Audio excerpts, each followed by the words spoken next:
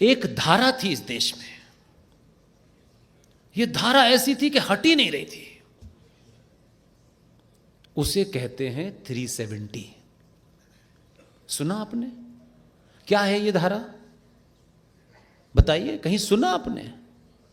ये कश्मीर में, कश्मीर राज्य के सत्ता पे बैठने वालों को और राज्यों के मुकाबले एक विशेष अधिकार देती है, जिसके कारण बहुत सारे कानून जो भारत के दूसरे राज्यों पे लागू होते हैं उस पे नहीं होते हैं, क्योंकि वो मुस्लिम बहुल राज्य है। अब धारा 370 को पिछले 70 साल से रोज हटाने की कोशिश कर रहे थे, हट ही नहीं रही थी। अगर मैं ये कहना चाहता हूं, अगर यहां आग लगी है और एजेंडा यही है, तो आपको रोज नए नए आइडिया आएंगे।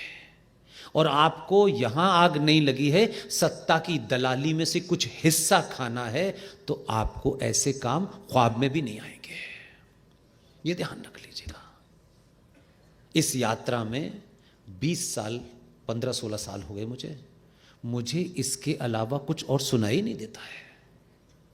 मैं इसके लिए रात के 4 बजे, 2 बजे, 1 बजे पैसे नहीं होते तो मांग भी लेता हूं। मैंने इतनी किताबें खरीदी हैं कि मैं सो लेता हूं उन किताबों के बीच में, उतनी ही जगह है मेरे पास। मैंने तो नहीं रोया कि मैं किराए के मकान में कहां से लाके पैसा दूंगा। मैंने तो नहीं कभी किसी समाज के लोगों से कहा। कुछ लोग हैं जो खामोशी से काम करते हैं। ये यात्रा ऐसे ही नहीं चल रही है। इस यात्रा में बहुत लोगों का योगदान है। आज आप रात को यहाँ अपना घर बार छोड़ के बैठे हैं, आपको मालूम है कि जाने के बाद कई सवाल आपको सोने नहीं देंगे, तब भी यहाँ आए हैं। ये मेरे जीवन में अपनी आंखों के सामने सबसे बड़ा बदलाव है।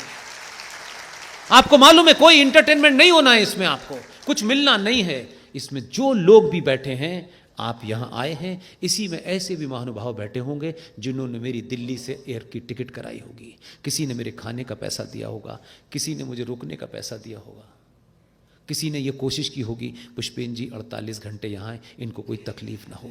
इन सब की भूमिका उतनी ही है जितनी मैं इस मंच से कर रहा हूं, इसके अलावा नहीं है। अगर ये नहीं होते तो ये नहीं हो पाता। किसी ने ज्यादा किया, किसी ने कम की, ये मतलब नहीं है। उन सब का एक ही एजेंडा था, मैं यहां आ जाऊं और मैं अपनी बात रखूं, आप सुने, कुछ आपको नई बात पता चले। इसके अलावा कोई उनको कुछ नहीं मिलने वाला। मैंने इसलिए कहा कि जिन्हें उन्होंने बुलाया है वो बहादुर है। मेरे साथ तस्वीर खिंचाने से टिकट मिलेगी नहीं, कट और जाएगी, ध्यान रखिएगा। तब भी मैंने कहा जो टिकट लेने के लाइन में खड़े हैं या जिनको लेनी है वो बहादुर हैं, और जिन्होंने बुलाया है और लगता है कि पुष्पेन को बुलाने से टिकट कट जाएगी, तो मैं उनको प्रणाम करता हूं कि उन्होंने टिकट में और मुझ में टिकट को नहीं, मुझे चुना। नहीं, लोग शुरू में सोचते थे नहीं नहीं नहीं यार उनको मत बुलाना यार, आप समझते नहीं हो। अब समझ में आ गया लोगों के। तो आप बदले, आपके अंदर बदलाव की पहली कहानी हुई कि यार क्या वजह है कि हम दुनिया की सबसे पुरानी सिविलाइजेशन के लोग हैं। हमने इस दुनिया को जीने, उठने, बैठने, खाने, पीने, चलने फिरने के सारी चीजें दी, लेकिन हम ही 10 रुपए किलो चावल में, 2 रुपए किलो आटे में बिक रहे हैं। कभी हमने अपने आप को यह सोचने की कोशिश नहीं की, और हर चवन्नी छाप नेता खरीद रहा है। दुख मुझे उस दिन हुआ जब आईआईटी का टॉपर बताया जाता है। अब वो टॉपर था या नहीं था ये महत्व नहीं है, लेकिन आईआईटी का पढ़ने लिखने वाला आदमी इस देश की मां बहनों को साड़ी दे करके खरीद रहा था। हमें कभी शर्म नहीं आई कि हम बहुत बड़े घर में रहते हैं, हमारी बेटी के पास कार क्या है नहीं है। इससे तो हमारा शर्मा जी के सामने, ठाकुर साहब के सामने कद छोटा हो जाता है। लेकिन एक सभ्यता के रूप में, एक सिविलाइजेशन के रूप में, एक समग्रता इस देश के 84 करोड़ हिंदुओं के रूप में कभी हमने नहीं सोचा कि दुनिया हमें जिस इतिहास से देखती है कि आचार्य चाणक्य और भगवान चाणक्य के लोग राम के लोग 2-2 किलो चावल में इस देश में किसी भी चोटे उठाई गिरे को आप अपना नेता बना लेते हैं। ये सोच के शर्म नहीं आती कि हमारा इतिहास भी कभी कोई लिखेगा कि नहीं लिखेगा।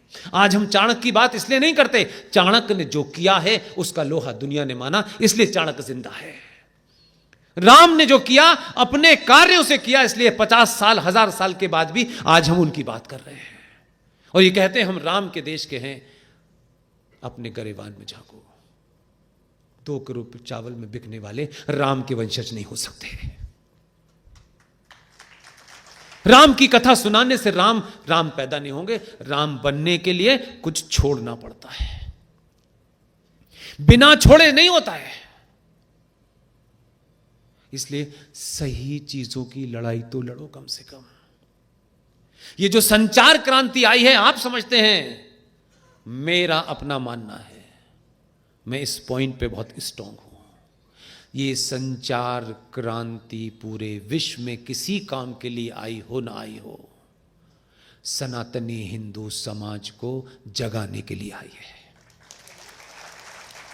इस संचार क्रांति से जितने लोग यहां बैठे हैं, यही बातचीत इससे 100 गुना लोग उस संचार क्रांति से सुन लेंगे। ये सच बोलने का दौर है, पूरी ताकत से बोलने का दौर है। इसमें झूठ बोल करके बेवकूफ बनाने का दौर नहीं है। ये दौर लंबे समय तक नहीं रहने वाला है, ये ध्यान रखिएगा। इसलिए ये मत कहिए कि गुरुकुल और मदरसे एक ही हैं। जो ये कहता है वो महापापी है। गुरुकुल में पढ़ने के बाद हमारा बेटा गुरुकुल में पढ़ता है तो गुरुकुल में पढ़ने के बाद हवाई जहाज का आविष्कार करता है। मदरसे में पढ़ने वाला पढ़ने के बाद हवाई जहाज को कैसे गिराया जाए इसका आविष्कार करता है। इसलिए गुरुकुल और मदरसों में तुलना करना है, समुद्र की तुलना गंदी नाली से मत कीजिए। इसलिए सारे धर्म बराबर हैं, ये दोबारा मत कहिएगा। आपको लोग मूर्ख समझेंगे कि धर्म का अर्थ पूजा पाठ नहीं है। हमारी कोई किताब हमारी किसी भी किताब में अलग अलग तरीके का मामला नहीं है। इसलिए मैंने शुरू में कहा, जिन्हें घर चलाना है, घर चलता है यहां से। समझे? ये मैं इसलिए कह रहा हूं कि इस प्रोग्राम के आयोजक मालूम है कौन लोग हैं? महाराष्ट्र साहित्य परिषद। साहित्य यहां से लिखा जाता है, यहां से नहीं।